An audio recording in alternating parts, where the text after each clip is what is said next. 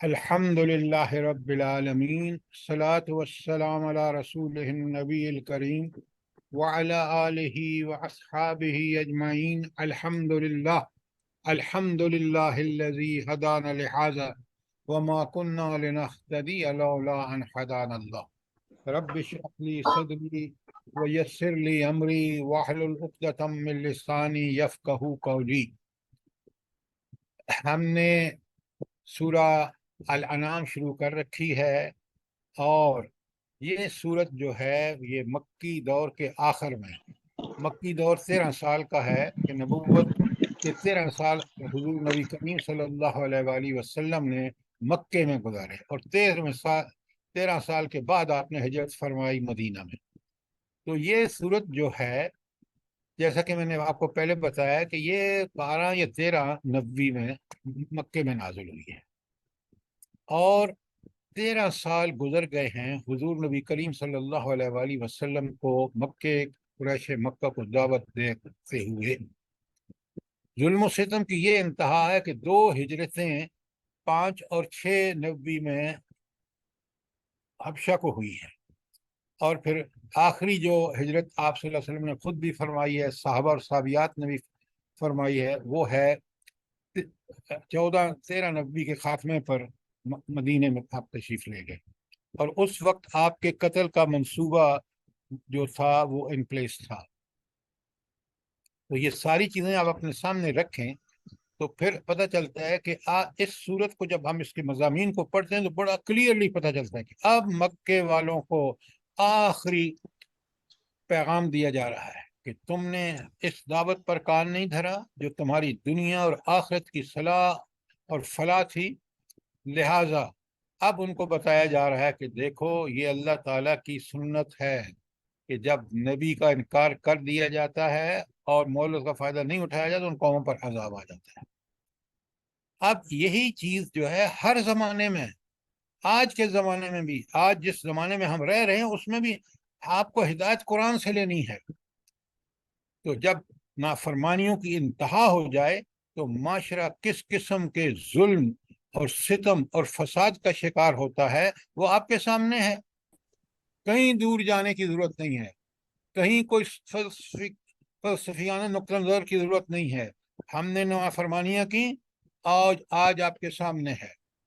حضور نبی کریم صلی اللہ علیہ وآلہ وسلم پہ قرآن نازل ہوا، صحابہ اور صحابیات نے قرآن پر عمل کیا، وہ معاشرہ ذلتوں اور پستیوں سے نکل کے اور وہ نکھر کے چلا گیا، اور مدینہ میں اسلامی ریاست قائم ہو گئی۔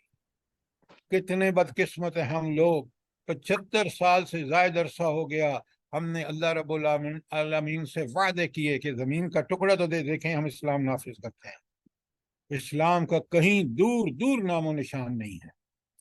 جو سازشیں اس ملک میں ہوئی ہیں اور جو ہو رہی ہیں اس سے ملک کا وجود خطرے میں پڑ گیا ہے۔ لہٰذا اس صورت میں ہمارے لیے بڑی رہنمائی ہے کہ جب کوئی معاشرہ اس حد تک گر جاتا ہے تو وہاں وارننگ بھی دے دی گئی ہے جو ہم پڑھ رہے ہیں اور پڑھیں گے۔ لہٰذا قرآن کو نصیحت کے لیے پڑھیے۔ قرآن میں ایک چھوٹی سی آیت ہے، فیہ ذکرکم، اس قرآن میں خود تمہارا ذکر ہے، تمہارے حالات اور واقعات کا حل ہے۔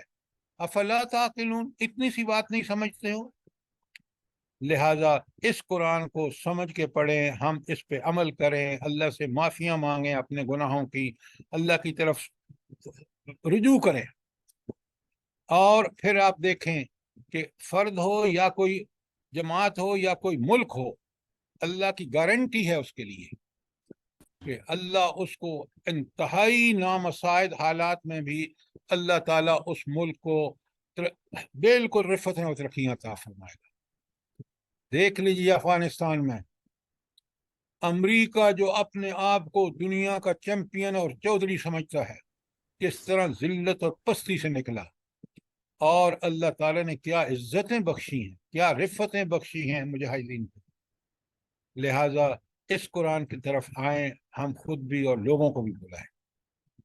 تو آج کا مضمون اگر آپ دیکھیں تو جو پچھلا مضمون گزر چکا ہے اس میں اللہ تعالیٰ نے نبی کریم صلی اللہ علیہ وسلم، آپ کو پتہ ہے 13 سال بڑی انتھک کوشش کی ظلم و ستم کی انتہا دیکھ لیں نبی کریم صلی اللہ علیہ وآلہ وسلم کے اپنی ذات کے ساتھ، صحابہ اور صحابیات کے ساتھ کتنا لرزہ خیز قتل ہے حضرت حمزہ رضی اللہ عنہ.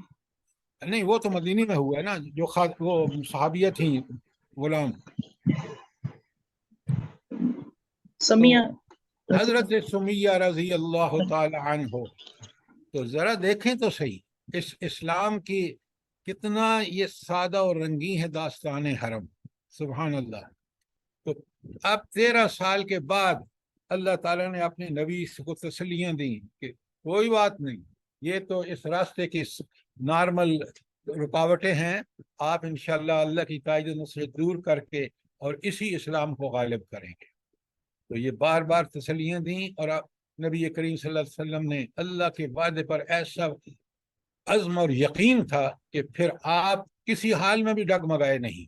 یہ تاریخ دیکھ لیں، آپ مکے میں دیکھ لیں اور مدینے میں لڑائیاں دیکھ لیں، غزوات دیکھ لیں، مدینے پہ حملہ کر رہے ہیں، بار بار مکے والے کر رہے ہیں، اندر سے سازشیں منافقین کر رہے ہیں، اندر سے سازشیں یہود کر رہے ہیں، لیکن اس رب نے کس طرح اپنے نبی کو صلی اللہ علیہ وآلہ وسلم کو عزت بخشی ہے. لہذا یہ ہے وہ دین جو دنیا اور آخرت دونوں کے لیے اللہ تعالیٰ کی رحمتیں ہیں اس میں. تو آپ کو اللہ تعالیٰ نے 35، آپ نے دیکھا پیچھے کہ کس قدر اللہ نے تسلیاں دی ہیں، اور پھر اللہ تعالیٰ نے یہ بھی بتا دیا کہ میری نصرت اور میری تائید حق کے غلبے کے لیے ایسا نہیں ہوتا کہ آپ کوشش شروع کریں اور نہیں، آپ ذرا ثبوت تو دیں، ثابت قدمی تو دکھائیں، استقامت تو دکھائیں، پھر اللہ دیکھیں کیسے بخشتا ہے، اپنی تائید اور نصرت عطا فرماتا ہے، اور پھر ان کو غلبہ عطا فرماتا ہے. کس قسم پرسی میں مجاہدین افغانستان نے شروع کی، لیکن انہوں نے استقامت اور ڈٹ کے مقابلہ کیا، اور اللہ کی تائید اور نصرت آئی 20 سال بعد. کیسی آئی وہ آپ کے سامنے ہے. تو لہذا نصرت الہی کے ظہور کے بارے میں اللہ نے اپنی سنت بتا دی. یہ آیت 34 کا مضمون تھا. اور آیت 35 میں کیونکہ بار بار مشرکین مکہ اور ہر زمانے کے جو دین انبیاء کی مخالفت کرنے والے ہیں، وہ کہتے ہیں لیا عذاب کہاں ہے تمہارا عذاب جس کی تم بات کر رہے ہو. تو اس کا جواب قرآن نے بڑا صاف کہا کہ دیکھو اس کی تم کر رہے ہو نا، ریڈیکیول کر رہے ہو کہ لے آؤ عذاب. اسی عذاب نے تو کس طرح سابقہ آپ جیسے لوگوں کو گھیرا اور ان کو تباہ و برباد کر دیا. لہذا سبق لو تاریخ سے اور دائمی سنت الہی سے. آیت نمبر 36 میں قبول حق کی شرط ہے، جو کل ہم نے پڑھا ہے کہ انسان پورے غور و فکر جو اللہ نے اس کو عطا فرمایا ہے، وَجَعَلَ لَكُمُ السَّمْعَ وَالْأَبْصَارَ وَالْأَفْئِدَةَ، یہ 3 بہت بڑی سماعت، بصارت اور فہم و ادراک اللہ کے انعامات ہیں. اس میں ان کا استعمال کر کے سب سے پہلے اپنے رب کو پہچانو، میرا خالق کون ہے، میرا رازق کون ہے، میرا مالک کون ہے، میرا حاکم کون ہے، کائنات کا اختیار اور اقتدار کس کے ہاتھ میں ہے. یہ تمہاری تینوں قوتیں، سماعت، بصارت اور فہم و ادراک، یہ اس بات کی گواہی دیں گی اگر آپ ان کو استعمال کر کے کہ وہ ذات اللہ رب العالمین کی ذات ہے، تنہا خالق، مالک، رازق، حاکم، صاحب اقتدار اور صاحب اختیار ہے. اگر تم اس کے سامنے سبمٹ کرو گے، اس کے تابعداری اور اس کی اطاعت میں زندگی گزارو گے، تو انعامات کی اور احسانات کی اللہ تعالیٰ کے وعدے ہیں. اگر اس کو چھوڑو گے اور اس کے خلاف کرو گے تو تم دنیا کے سارے وسائل ہوتے بھی تم ذلیل اور پست ہو گئے. تاریخ گواہ ہے، آج کا دور دیکھ لیں. یہ تھی آیت نمبر 36 اور 37 میں جب انہوں نے عذاب کا مطالبہ کیا تو اللہ رب العالمین نے کہا کہ عذاب کی تم جو بات کر رہے ہو تو ذرا تم دیکھ لو ہم نے پہلے قوموں کو کس طرح، تاریخ اس پر گواہ ہے. اور قرآن بھرا پڑا ہے، سورہ اعراف دیکھ لیں، سورہ ہود دیکھ لیں، سورہ نمل دیکھ لیں، اللہ حاضر قیاس، بہت ساری مکی صورتوں میں ان کے انجام کا ذکر ہے. اور پھر اللہ تعالیٰ کہتے ہیں اگر تم نشانیاں مانگتے ہو نا، تم ذرا دیکھو تو صحیح، یہ اللہ تعالیٰ نے جس طرح تم ایک امت ہو نا انسان، بالکل اسی طرح مکھیاں ہوں، شہد کی مکھی کا تو آپ کو پتہ ہے، اس پہ ریسرچ ہو کہ کس طرح اللہ تعالیٰ نے ان کا ایک نظام قائم کر رکھا ہے۔ تو ہر کائنات کی ہر چیز جو ہے وہ سب اپنی اپنی جگہ امتیں ہیں، چاہے وہ مکھیاں ہوں، کیڑے مکوڑے ہوں، نباتات ہوں، جمادات ہوں۔ تو تم دیکھو تو صحیح کہ کس طرح رب نے کائنات کے اندر یہ ایک نظام قائم کیا ہے۔ اس میں سے ایک ایک چیز پر غور کرو گے تو تمہیں پتہ چلے گا کہ رب کا کیا کمال ہے، کیا جمال ہے، کیا اس کے احکامات ہیں، کیا اس کی پلاننگ ہے، کیا اس کی ایگزیکیوشن ہے۔ لہٰذا یہ ساری چیزیں اس وقت ان مکے والوں کے سامنے رکھی جا رہی ہیں، اور آج ہمیں قرآن میں ان کو اللہ رب العالمین نے نبی کریم صلی اللہ علیہ وسلم پر یہ سب چیزیں بذریعہ وحی نازل کر کے اور اس قرآن کی حفاظت بھی اپنے ذمے لے لی۔ کتنا بڑا احسان ہے ہدایت کے حوالے سے کہ ہمارے پاس پورا خزانہ ہے ہدایت کا قرآن کی سنت کی شکل میں۔ کاش کاش ہم ان صلاحیتوں کو جو اللہ نے دی ہیں ہم استعمال کرتے، ہم اپنے رب کو پہچان دیتے۔ اور کیا پہچانتے؟ کہ اس کائنات کا خالق، مالک، بادشاہ، حاکم، رازق صرف ایک ہستی ہے، وہ اللہ تعالیٰ ہے۔ جس طرح ہر کائنات کی نباتات، جمادات، حیوانات، فلکیات، ہوائیں سب اس کے تابع ہیں، اس کے حکم ہیں۔ برائے مہربانی اپنا مائکرو فون بند کریں۔ تو اللہ رب العالمین جو ہے وہ کس طرح ہمیں اپنے جو دی ہوئی صلاحیتوں کو اس کے استعمال کر کے ہم پہچان کے اور اس کے فرمان بردار بن کر دنیا اور آخرت کی سعادتیں سمیٹ سکتے ہیں۔ لہذا آج اس کے بعد آپ دیکھیں کہ آیت نمبر 39 میں اللہ تعالیٰ کیا فرما رہے ہیں، بڑی غور سے دیکھیں۔ ایک ایک آیت میں بڑے بڑے مضمون چند الفاظ میں بیان کر دیے گئے ہیں، بڑے غور سے دیکھیے۔ والذین کذبوا بآیاتنا، جن لوگوں نے ہمارے احکامات کی نافرمانی کی۔ آیاتنا کا مطلب ہے احکامات، تعلیمات، ہدایات، ان کی نافرمانی کی۔ وہ کیسے ہیں ذرا دیکھیں ان کا وہ لوگ جنہوں نے مخالفتیں کی اللہ کے احکامات کی، برحق احکامات کی، کیسے ہیں ذرا لوٹ کیجیے الفاظ۔ اللہ فرماتے ہیں صم بکم فی ظلمات، وہ بہرے اور گنگے ہیں اندھیروں میں۔ کیا مطلب ہے اس کا؟ آج کا انسان دیکھ لیں، ڈگریاں دیکھ لیں، آپ اپنی اسمبلی کو دیکھ لیں، آپ اپنے ملک کے ججز کو دیکھ لیں، وہ کس طرح بہرے اور گنگے ہیں کہ ملک جل رہا ہے، ظلم و ستم کی انتہا ہے، ان میں سے کسی کو کچھ نظر ہی نہیں آتا۔ گنگے اور بہرے کا مطلب کیا ہے؟ کہ وہ نہ اس کو دیکھتے ہیں، نہ سنتے ہیں، نہ سمجھتے ہیں، اور ملک ہے کہ تباہی اور ذلت اور پستی میں جا رہا ہے۔ بالکل یہی حال امریکہ کا ہے، اپنی ساری ترقیوں کے باوجود حق کو نہیں پہچان سکتے، کیونکہ حق کہاں ہے؟ حق اللہ تعالیٰ کی قرآن اور اس کے نبی صلی اللہ علیہ وسلم کی سنت میں ہے۔ جس نے اس کو چھوڑا وہ دنیا میں بالکل اپنے سارے ذرائع اور ذرائع، وسائل، اسباب اور ٹیکنالوجی کے باوجود ذلیل ہوا آپ کی آنکھوں کے سامنے۔ لہذا یہ دیکھیے کتنا چھوٹی سی بات ہے کہ والذین کذبوا بآیاتنا، جن لوگوں نے ہمارے احکامات کو جھٹلایا، وہ کیسے ہیں؟ صم بکم فی ظلمات، وہ اندھے اور بہرے ہیں، کس میں؟ گمراہیوں کے اندھیروں میں۔ بڑا یونائٹڈ نیشن کے دعوے ہیں کہ اس طرح دنیا کو ذلیل و خوار کر دیا۔ ان کو ظلم نہیں نظر آتا فلسطین میں؟ اس کی کوئی کنڈمنیشن نہیں کر سکتے، اس لیے وہ گنگے اور بہرے ہیں۔ کیوں بہرے ہیں؟ انہوں نے اللہ کے دین حق کا انکار کیا۔ ذرا غور کریں، پوری تاریخ سمیٹ دی قرآن نے اپنے ان چند الفاظ میں۔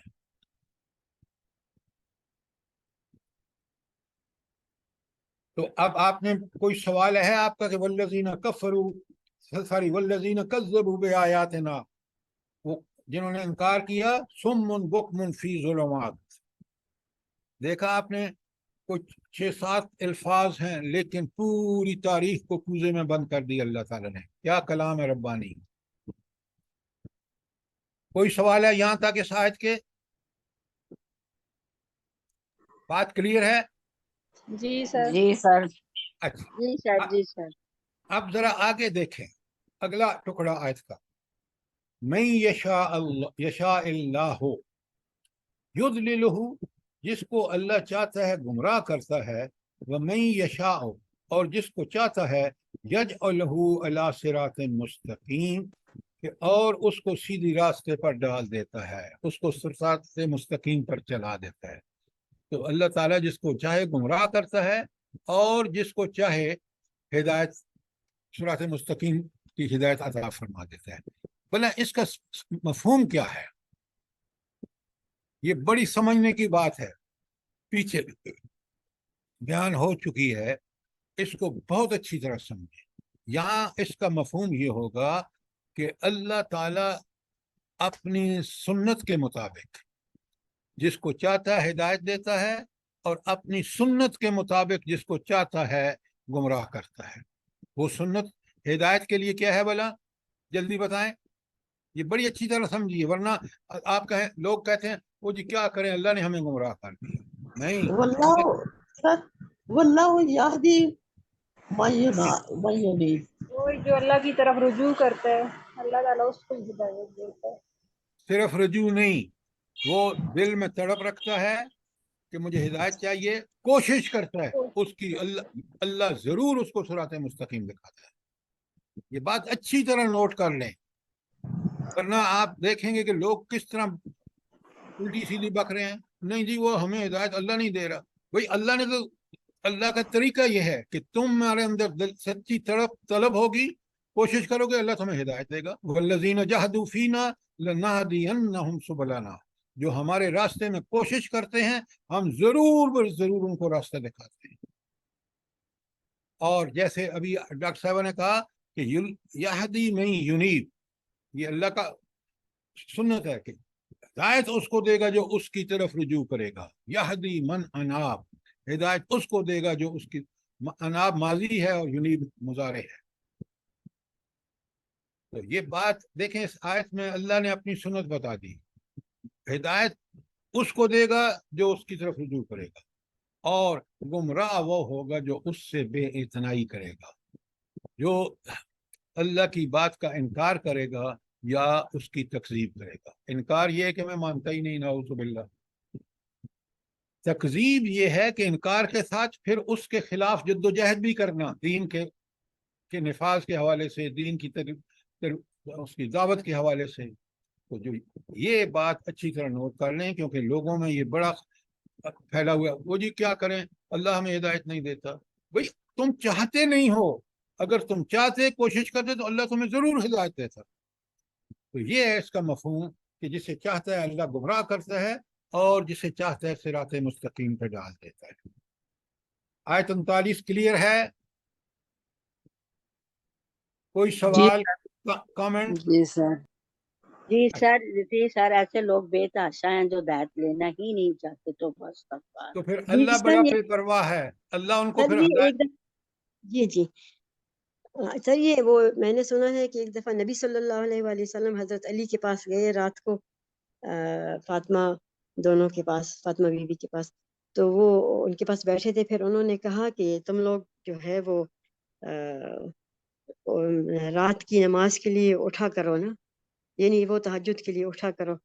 تو حضرت علی نے کہا کہ وہ تو اللہ کی مرضی ہے جب ہمیں اٹھائے. تو کہتے ہیں نبی صلی اللہ علیہ وسلم بہت غصے میں اٹھ کر چلے گئے. کیا مطلب ہے اس کا؟ کہ مطلب وہ یہی ہے کہ اس کلمہ نے وہ کلمہ جو خود کوشش، ہاں حضرت علی نے کہا، وہ برحق نہیں تھا جس حوالے سے بات کر رہے تھے وہ، کہ جو شخص تہجد کے لیے خود کوشش کرے گا اللہ تعالیٰ اس کو توفیق دے دے گا.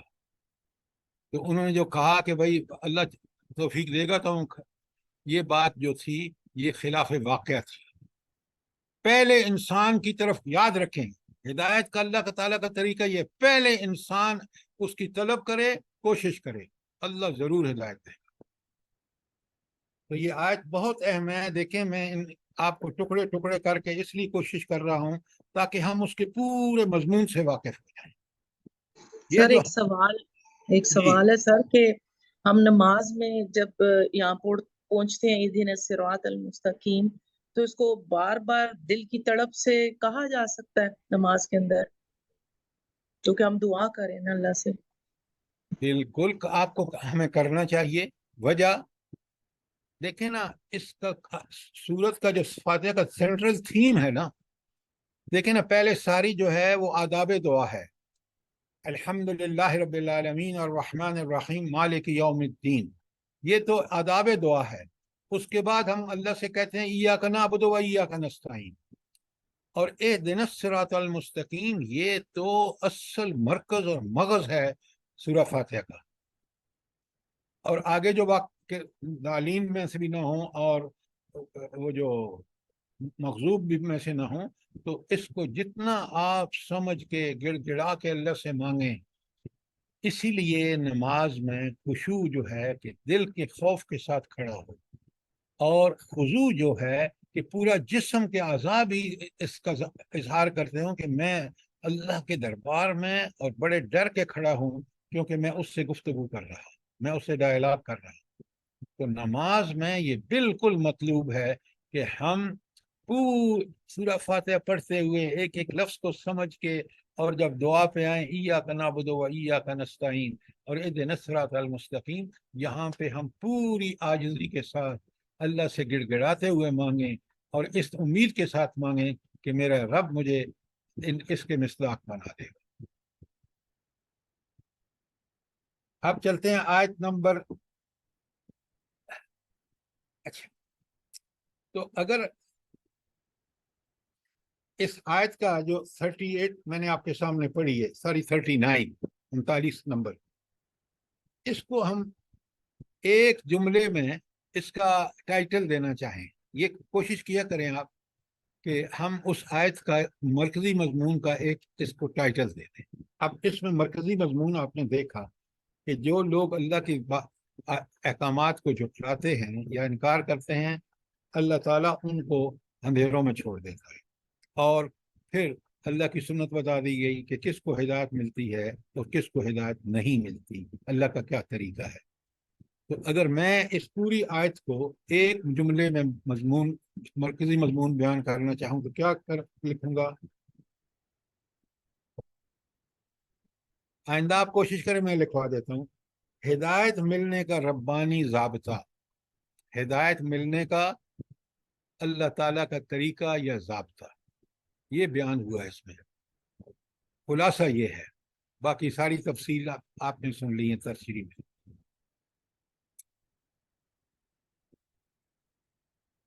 اگر کوئی کامنٹ اور سوال نہیں ہے تو آگے چلتے ہیں. آیت نمبر 40 41 دونوں ایک ساتھ پڑھیں گے اور بہت اہم.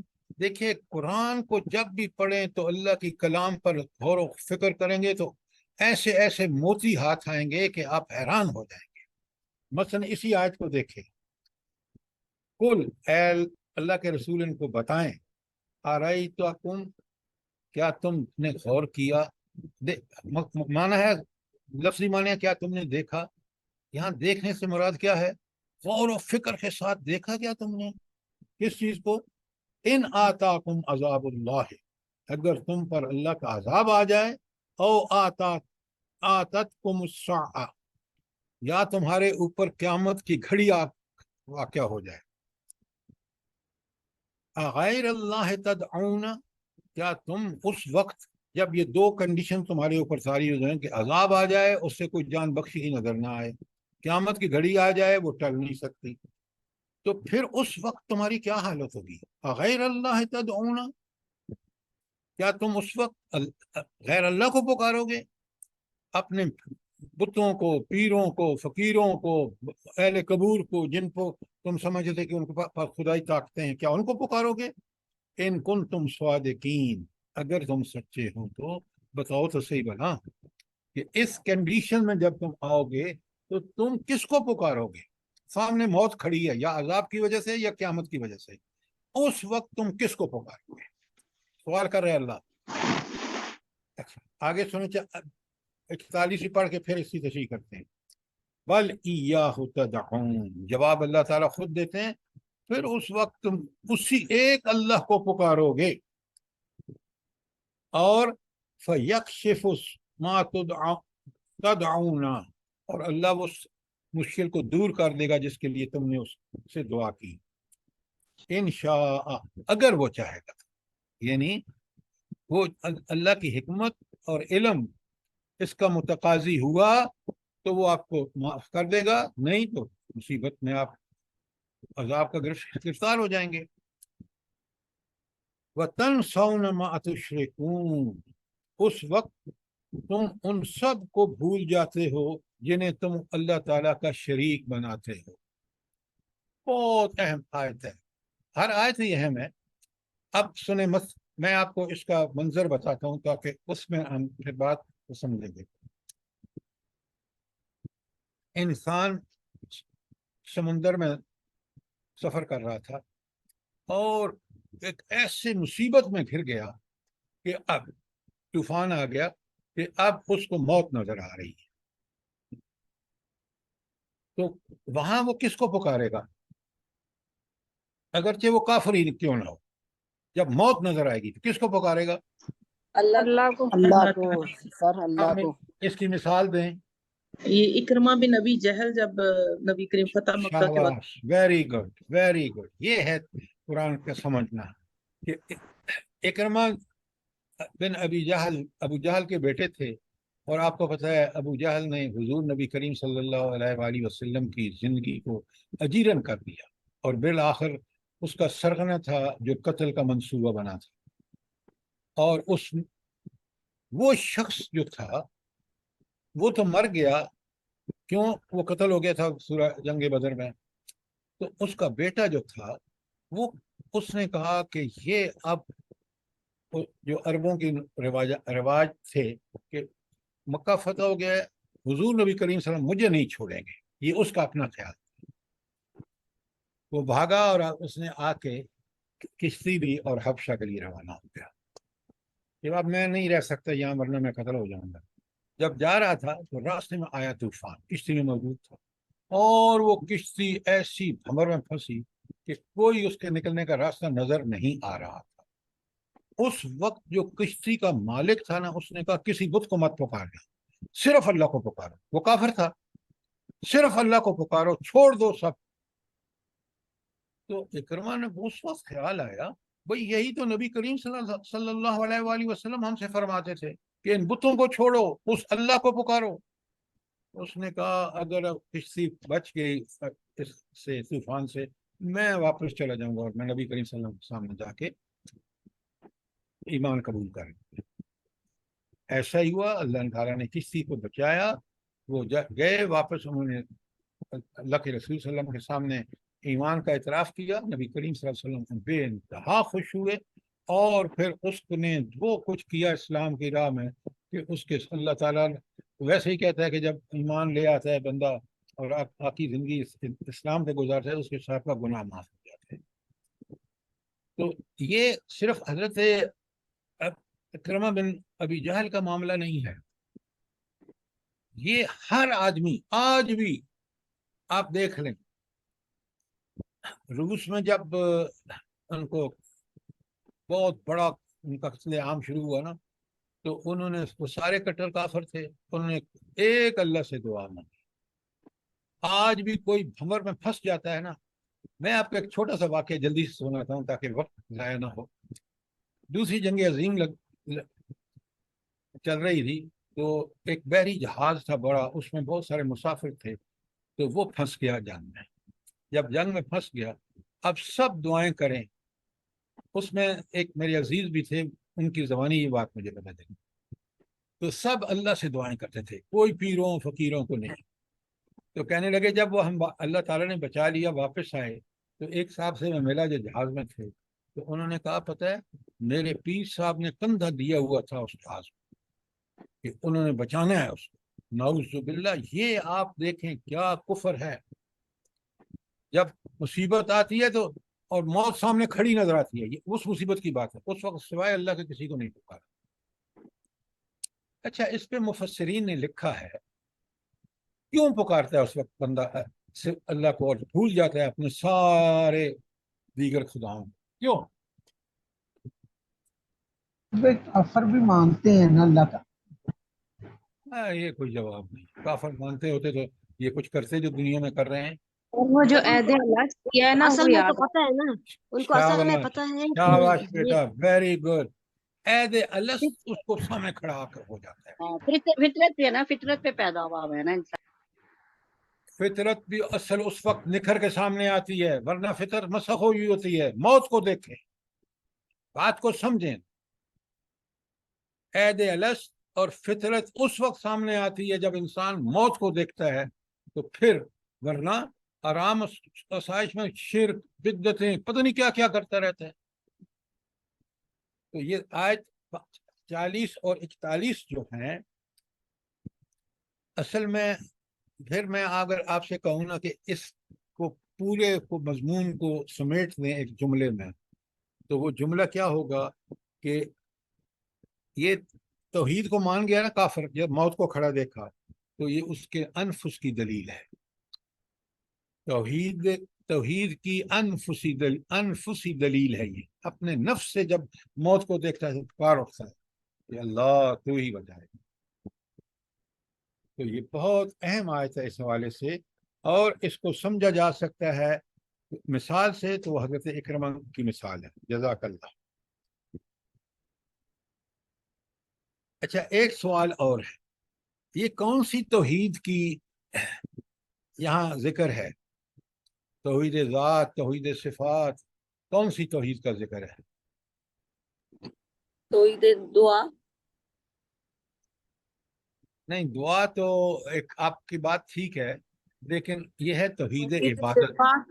توحید صفات. توحید عبادت. صفات کی بات نہیں ہے, عبادت. پکارنا کس میں آتا ہے؟ دعا کرنا کیا ہے؟ عبادت ہے. تو آپ پہلے جنرل چیز کو سمجھیں. توحید فی دعا ہے, دعا عبادت ہے, اس لیے توحید فی العبادت کہیں گے اس کو. اور اس کی انفسی دلیل کہ خود انسان اپنے اندر سے پکار اٹھتا ہے جب موت کو دیکھتا ہے. قرآن کے معجزے تو سمجھیں. آپ دیکھیں یہ واقعات پیش آتے ہیں جب اوپر جہاز بالکل ہچکولے کھا کے گرنے کے لگتا ہے, تو اس وقت اللہ ہی کو پکارتے ہیں. جب کشتی ڈوبنے لگتی ہے تو اس وقت یہ ہر کافر, کٹر کافر بھی یہی کہے گا.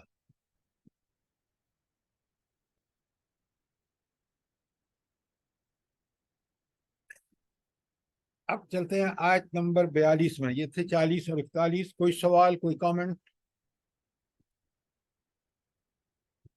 تو اگلی آیت جو ہے اس کو ذرا سر دیکھ. میرا ایک سوال ہے کہ یہ جی, دیکھیں, یہ جو ہے یہ لوگ, یا آپ جیسے بتایا آپ نے کہ جب کوئی جہاز ڈوب رہا ہو یا کشتی ڈوب رہی ہو تو پھر یہ لوگ اللہ کو پکارتے ہیں, تو اس سے پہلے یہ ان کو سب کچھ نظر بھی آ رہا ہوتا ہے اور سب کچھ جانتے بھی ہیں, سب کچھ ان کی نظروں سے گزر رہا ہوتا ہے, کہ اس وقت کیوں نہیں اللہ کو مانتے ہیں؟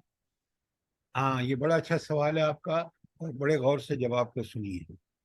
اصل بات یہ ہے کہ وہ لگے ہوتے ہیں دنیا پرستی میں اور اپنی خواہشات نفس کے پیچھے. ان کو ہوش ہی نہیں ہوتا کہ یہ دنیا میں اتنی اللہ تعالیٰ نے نشانیاں رکھی ہوئی ہیں. اس سے بالکل غفل. کس میں لگے ہوئے تھے؟ وہ جو اللہ نے وقت, عمر دی ہے, صحت دی ہے, صلاحیتیں دی ہیں, وہ سراسر دنیا میں غرق ہے.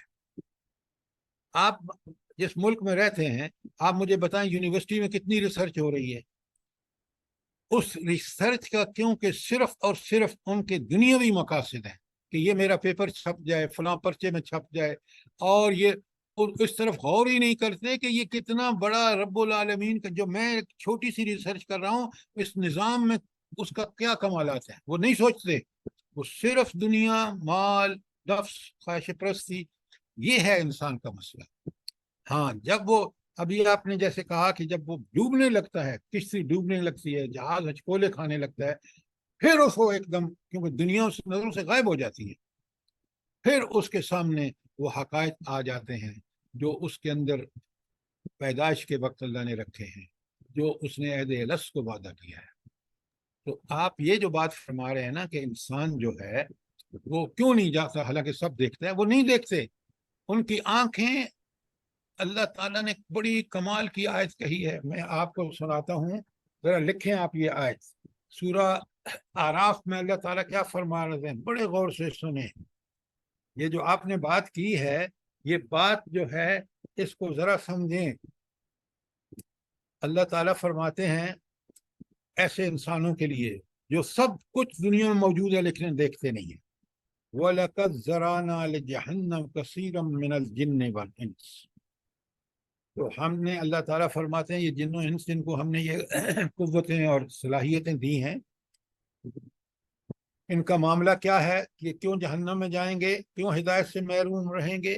نمبر 1، لہم قلوب لا یفقہون بہا، ان کے دل ہیں جن کو سے وہ سمجھتے نہیں ہیں۔ تو مومن جو ہے اس کا دل یہ سمجھ چکا ہوتا ہے کہ میرا رب خالق، مالک، رازق اور حاکم ہے، وہ اس کی طرف رجوع کرتا ہے۔ یہ شخص جس کا دل اللہ سے غافل ہے، دنیا پرستی میں، حوث پرستی میں، مال پرستی میں لگا ہوا ہے، اس کا دل اللہ کی طرف راغب نہیں ہوتا، وہ نہیں سمجھتا کہ میں دنیا میں کیوں آیا۔ یہ آپ کے سر، یہ سامنے، سورہ اعراف کی کون سی آیت؟ جی یہ سورہ اعراف کی آیت 179۔ اچھا، اب آپ اپنے جہاں ملک میں رہ رہے ہیں وہاں جرمنی میں آپ دیکھ سکتے ہیں یہ سب چیزیں، اور اللہ فرماتے ہیں وَلَهُمْ أَعْيُنٌ لَا يُبْصِرُونَ بِهَا، آنکھیں تو اللہ نے دی ہیں ان کو لیکن اس سے بصیرت دیکھتے نہیں ہیں کہ وہ دیکھ کر اس نتیجے پہ پہنچ جائیں، کائنات کی ساری آیات کائنات کو، آیات انفس کو جب بندہ سمجھے گا تو فوراً نہ ان کی آنکھیں دیکھتی ہیں نہ ان کے دل اس بات کو سمجھتے ہیں۔ وَلَهُمْ آذَانٌ لَا يَسْمَعُونَ بِهَا، ان کے کان ہیں کہ وہ ان سے سنتے نہیں ہیں، دنیا کے باتیں خوب سنتے ہیں، ہر وقت سنتے ہیں، انہی میں مگن رہتے ہیں، لیکن نہیں سنتے تو کیا نہیں سنتے؟ اللہ تعالیٰ کا پیغام حق نہیں سنتے۔ یہ دنیا کے لوگوں کا وتیرہ ہے کہ انہوں نے ساری صلاحیتیں جو اللہ نے دی ہیں، یہ ساری اللہ کی دی ہوئی صلاحیت تھی، کس لیے تھی؟ کہ وہ اپنے اللہ کو پہچان لیں، خالق کو، مالک کو، رازق کو، حاکم کو پہچان لیں، لیکن نہ دل اس طرف ان کے مائل ہوتے ہیں، نہ ان کی آنکھیں اس کو دیکھتی ہیں، نہ کان ان کے اس حق بات کو سنتے ہیں۔ یہ ہے مسئلہ کہ سارے کچھ موجود ہے لیکن انہوں نے جب ہدایت سے منہ موڑا تو انہوں نے اپنی ساری صلاحیتیں اس طرف لگا دی۔ اب بات سمجھ آئی آپ کو؟ جی سر، جزاک اللہ خیر۔ یہ سر جیسے امریکہ کا حال ہوا ہے نا، آپ بتاتے ہیں نا، ہر مثال دیتے ہیں، اور یہ بھی امریکہ بھی تو میں پوری دنیا میں اسی کی میں ہو رہی تھی، اور کیسا ذلیل ہو کے ابھی اللہ نے یہ میں کیسی طریقے سے ختم کی ہے ان کی نا۔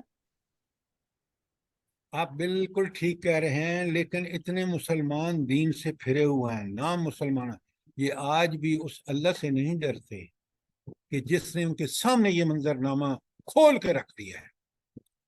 آج بھی یہ کہتے ہیں ٹیکنالوجی بڑی چیز ہے، بھائی بڑی چیز ہے لیکن خدا نہیں ہے، بس دنیا کی چند سہولتیں آپ کو میسر ہیں، لہذا توکل اللہ پہ، اللہ کی ذات کی مدد اور تائید پہ جن کو توکل تھا وہ فاتح ہو گئے، جنہوں نے ناز تھا جیسے آپ نے کہا کہ میں ان کا کہ میں کیسی اللہ نے نکالی، تو یہ آیات قرآنی سے بصیرت آپ کو ملتی ہے، اس سے تعلق نبی کریم صلی اللہ علیہ وآلہ وسلم سے تعلق، کیونکہ حقائق جو ہیں، حقیقت اس دنیا کی زندگی ہو، آخرت کی زندگی ہو، خواہش نفس ہو، یا جو بھی، اس کی حقیقت قرآن نے کھول کے بیان کر دی ہے، اور اتنی حقیقت ہے جو قرآن نے بیان کی ہے، جب اس کو اس سے زیادہ حیثیت اور وقت دیتے ہیں، جیسے ہم اپنی خواہشات اور نفسات اس کے غلام بن جاتے ہیں، تو پھر دیکھ لیں کس طرح دنیا میں انسان ذلیل ہوتا ہے۔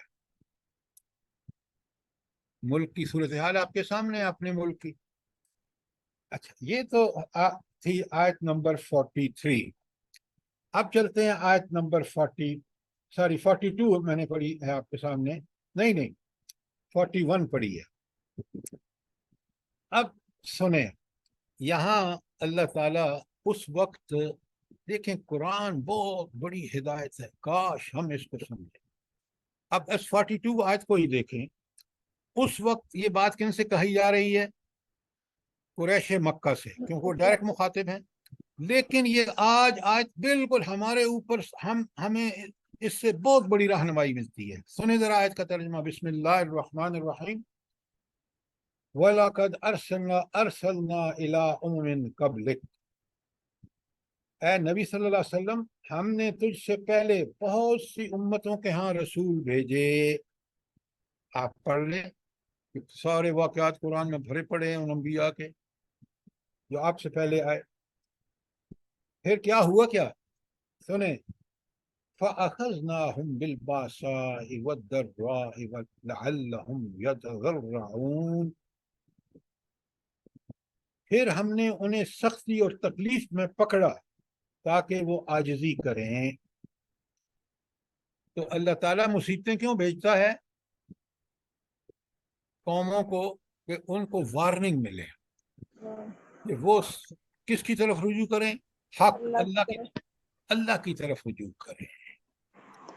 تو یہ مصیبتوں کے باوجود جو قوم نہیں کرتی، ہم پر کم مصیبتیں آئی ہیں. بنگلہ دیش بن گیا، ملک 2 ٹکڑے ہو گیا، حالات آج آپ دیکھ لیں کتنے دگرگوں ہیں. تو نہ اس وقت ہم نے اللہ کی طرف رجوع کیا، اوزاری کی، اپنے گناہ سے توبہ کر کے معافی مانگی اور باز آنے کے بعد اللہ کے ہدایت پہ چلنے کا وعدہ کیا اللہ سے. یہ ہے تضرع. اور نہ آج کر رہے ہیں. یہ بڑی خوفناک بات ہے کہ اللہ کی طرف رجوع نہ کرنا جو ہے، یہ اتنی بڑی خوفناک چیز ہے کہ اس سے فرد ہو تو تباہ، انسان ہو تو تباہ. ہاں اگر وہ توبہ کر لے، معافیاں مانگے اور اپنی زندگی کی اصلاح کر لے، اللہ اس کو اور مہلت دے دے گا. یہ اللہ کا ضابطہ ہے. اس کا واقعہ جو ہے قرآن میں حضرت یونس کی قوم کا واقعہ ہے. تو اللہ ہمیں اس کی توفیق عطا فرمائے. ورنہ اللہ تعالیٰ جیسے آیت 42 میں بتا رہے ہیں کہ یہ بڑی ہی خوفناک بات ہے کہ جب کسی قوم پر اللہ کا عذاب آتا ہے تو کیا وجہ ہوتی ہے؟ آپ دیکھ رہے ہیں کہ ہم نے وَلَقَدْ أَرْسَلْنَا إِلَىٰ أُمَمٍ مِّن قَبْلِكَ، ہم نے آپ سے پہلی امت، ہر امتوں کے پاس رسول بھیجے. اور وہ مقصد کیا تھا؟ جب ان کو پریشانیاں دیں تو کیا مقصد تھا؟ فَأَخَذْنَاهُمْ، ہم نے ان کو پکڑا، بِالْبَأْسَاءِ، معاشی تنگیوں میں، وَالضَّرَّاءِ، اور صحت کے حوالے سے مصیبتیں، بیماریوں سے. اس لیے لَعَلَّهُمْ يَتَضَرَّعُونَ، تاکہ وہ گڑ گڑائیں، توبہ طائب ہوں، اپنی غلطیوں سے معافیاں مانگیں، ان کی غلطیوں کی استغفار کریں، اور پھر آئندہ اللہ کی دامن میں پناہ لے کر اس کی فرمانبرداری شروع کرتے ہیں. یہ تھا مقصد. اور جب یہ کوئی قوم توبہ طائب نہیں ہوتی، گناہوں کی معافی نہیں مانگتی، آئندہ کے لیے اصلاح کی پوری طرح پابندی نہیں کرتی، اللہ تعالیٰ پھر اس قوم کو برباد کر دیتا ہے. دیکھ لیں قوم نوح کو، دیکھ لیں قوم یونس کو، دیکھ لیں قوم عاد کو، قوم سمود کو، قوم فرعون کو. سورہ آراف میں دیکھ لیں، سورہ ہود میں دیکھ لیں، سورہ شعراء میں دیکھ لیں، اور کئی دیگر سورتوں میں بار بار انسانوں کو اللہ تعالیٰ نے سمجھایا. آیت میں پر آگے یہ ہمارے یہ جو حکمران ہیں، یہ کیوں نہیں شریعت اور قرآن اور سنت پہ چلنے کی کوشش کرتے ہیں؟ یہ ان لوگوں نے کچھ سیکھا نہیں ہے، یا ان کے دلوں اور دماغوں سے یہ ساری چیزیں نکل چکی ہیں؟ یہ جو بات آپ کہہ رہے ہیں نا، بات آپ کی ٹھیک ہے. دیکھیے ایک بات سنیے، اللہ تعالیٰ نے انسان کو باطنی طور پہ بھی ہدایت دی ہے، اس کے اندر سے. انسان کو اندر کیسے ہدایت دی ہے؟ اس کے باطن میں. اس کو نیکی اور بدی دونوں کو بالکل جانتا ہے ہر انسان. عمل کرے نہ کرے، اس کا اختیار اللہ نے دیا ہے، وہ اس پہ ذمہ ہے. اللہ تعالیٰ نے انسان کو فطرت اسلام پر پیدا کیا ہے، یہ بات نہیں رکھ کے نا، اور اس کے بعد عہد الست بھی لیا، یہ بھی باطن میں موجود ہے کسی درجے میں اگر مسخ نہیں ہوا تو۔ اس کے بعد یہ تو انسان کے اندر اندرونی بندوبست تھا اللہ تعالیٰ کا، بیرونی یہ تھا کہ انبیاء اور کتابیں بھی بھیج دیں، اور کائنات میں آیات آفاق اور آیات انفس بھی رکھتی ہے۔ اس کے بعد یہ سب ایک بندے پر اہتمام حجت کرنے کے بعد اختیار اس کو دے دیا، چاہے تو کرو چاہے تو نہ کرو۔ جب انسان اللہ کی ہدایت کو چھوڑ کر ان ساری چیزوں کے ہوتے ہوئے کہ اس کے اندر بھی اللہ نے یہ سب چیزیں رکھی، باہر سے نبیاء اور کتابیں بھیج دی، اس سے بے پرواہ ہو جاتا ہے تو وہ پھر شیطان کے حوالے ہو جاتا ہے، پھر وہ خواہش نفس کا بندہ ہے، اللہ کا بندہ نہیں ہوتا، وہ شیطان کا بندہ ہوتا ہے۔ پھر وہ دنیا میں جو بربادیاں کرتا ہے اللہ کی نافرمانیوں کی وجہ سے، اس کی طرح آپ آج کا دنیا آپ کے سامنے پوری کی پوری، یورپ کو جہاں آپ رہتے ہیں، امریکہ کو دیکھ لیں، پاکستان اور ایشیا کو دیکھ لیں، جنگ کے دہانے پر کھڑے۔ لہذا کیوں نہیں سوچتے؟ یہ اللہ کی سنت ہے، اللہ سوچنے کا موقع۔ دیکھیں نا، ابھی آپ نے آیت سنی ہے سورہ آراف کی 179۔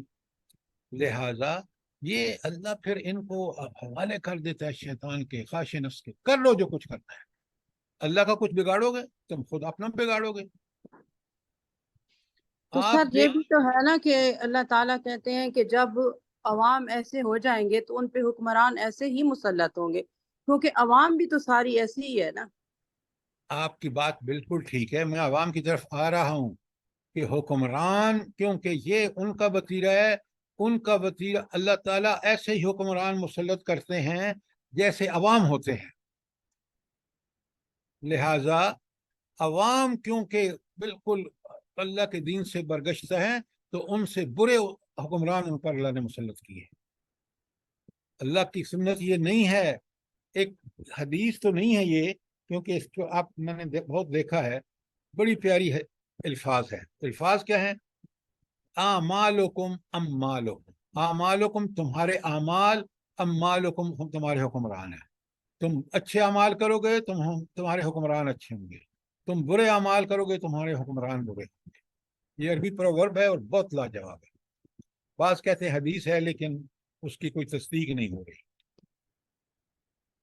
تو لہٰذا دیکھیں نا، ہم بڑے خوش قسمت لوگ ہیں کہ ہمیں اللہ کی کتاب کی حقانیت، اس کا اللہ نے ہمیں فہم دے کے سارا صدر کر دیا، اور ہمیں پتہ ہے۔ آپ تو اتنے حیران نہیں ہوتے جتنا میں حیران اور پریشان ہوتا۔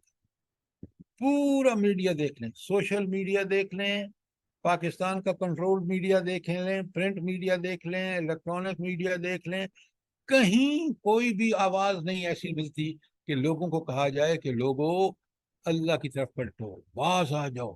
یہ تو ہماری تباہیاں صرف اور صرف ہماری اپنی خواہش پرستیاں، اللہ سے بغاوتیں، اللہ کی نافرمانیاں ہیں، کہیں سے آپ کو نہیں آواز ملے گی۔ یہ سر جماعت اسلامی والی تو اسی بات سے تو اٹھ رہے ہیں، تو یہی بات کہہ رہے ہیں، اچھا، کیا وہ آپ بھی غلط ہے؟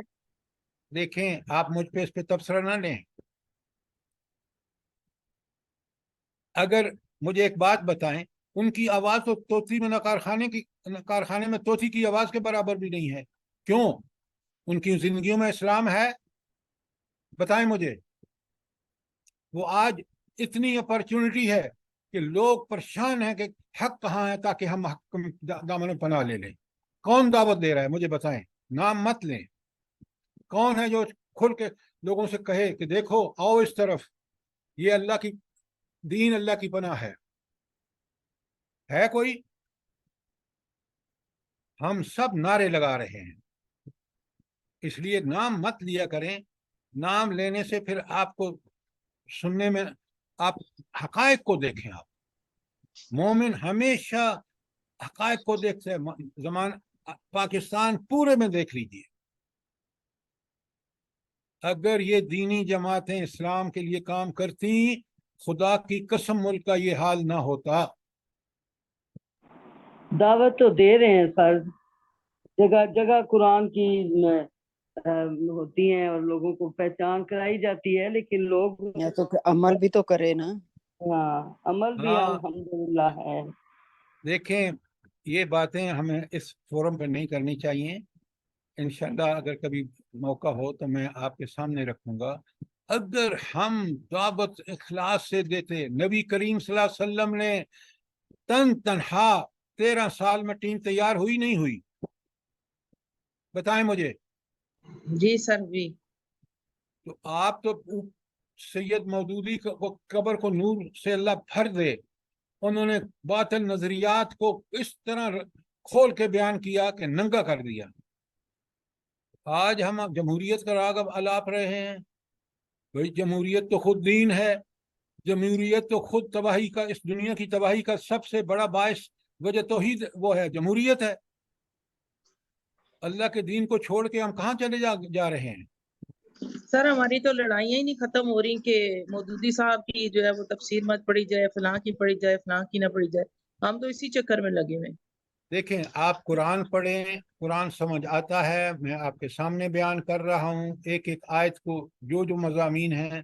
ہم ہر دیکھیں دینی جماعتوں سے زیادہ ہماری اپنی ذمہ داری ہے. سب سے پہلے ہم اپنی ذات میں، ہم نے ڈگریاں لینے میں تو کوئی کسر نہیں چھوڑی، لیکن قرآن اور سنت کے قریب بھی پھٹکے ہیں.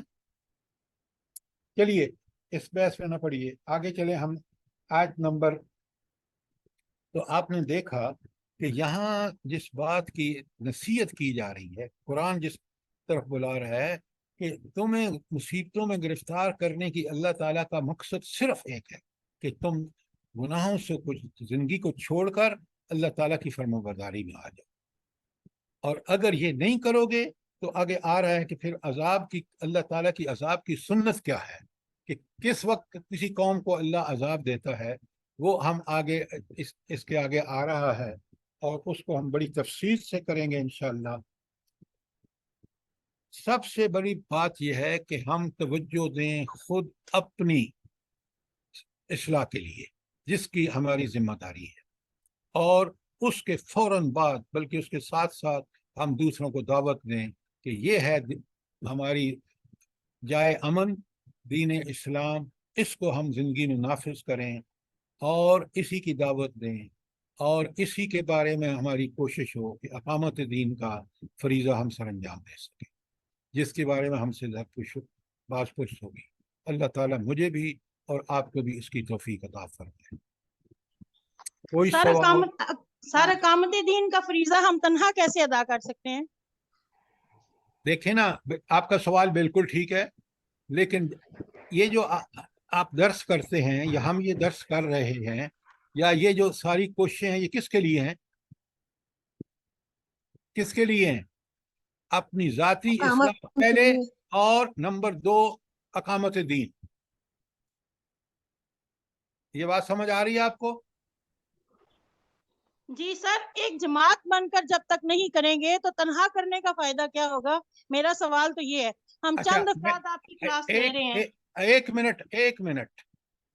اگر جو جماعت بنے گی وہ جماعت صرف قرآن و سنت پہ بیسڈ ہوگی، وہ جمہوریت کی داعی نہیں ہوگی، وہ کسی اور آئیڈیاز، کسی اور چیزوں کو پروموٹ نہیں کرے گی، صرف اور صرف قرآن و سنت. یہ بات یقینی بنا لیں، اور آپ قرآن و سنت پہ خود بھی عمل کریں، دوسروں کو بھی دعوت دیں. وہ لوگ آئیں گے آپ کے ساتھ جو قرآن و سنت سے جڑنا چاہیں گے.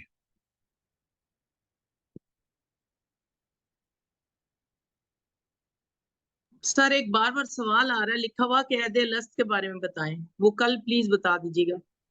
ٹھیک ہے، انشاءاللہ کل آپ کو عہد الست کے بارے میں. اللہ تعالی ہم سب کو دیکھیں اخلاص سے، جو جماعت جو کام کر رہی ہے، تعاونوا علی البر والتقوی ولا تعاونوا علی الاثم والعدوان. سورہ مائدہ کی یہ آیت ہمیشہ یاد رکھیں. جتنا کوئی نیکی کا کام کرے، نیکی میں تعاون کریں، برائی یا غلطی میں تعاون نہ کریں. جماعتوں کے بارے میں ہم ڈسکس نہ کریں. یہ تو آپ جب اس طرح کے سوال کرتے ہیں تو مجھے پھر آپ کو جواب دینا پڑتا ہے قرآن و سنت کی روشنی میں. لہٰذا اس بات کو ہمیشہ یاد رکھیں کہ ہم سے قیامت کے دن خود ہمارے بارے میں ہمارے دین پر عمل کرنے اور دعوت دین دینے اور اقامت دین کا جو عمل جتنا ہم کر سکتے تھے وہ کر رہے ہیں یا نہیں، اس کی جواب دہی کی تیاری کریں۔ سر یہ مائدہ کون سی آیت میں آپ نے بتایا؟ جی میں نے ابھی جو آپ کے سامنے کی ہے وہ مائدہ کی 42 ہے، کل انشاءاللہ 43 کریں گے۔ یہ جو انسان پر گمراہی کا جنون طاری ہو جاتا ہے نا، اس کی اب تفصیل آگے آ رہی ہے۔ قرآن کا کمال یہ ہے کہ اس نے مرض بھی بتائی ہے کہ یہ مرض، اس کی وجوہات بھی بتائی ہیں، پھر اس کی اصلاح بھی بتائی ہے۔ یہ صرف قرآن ہے اور کوئی کتاب یہ کام نہیں کرتی۔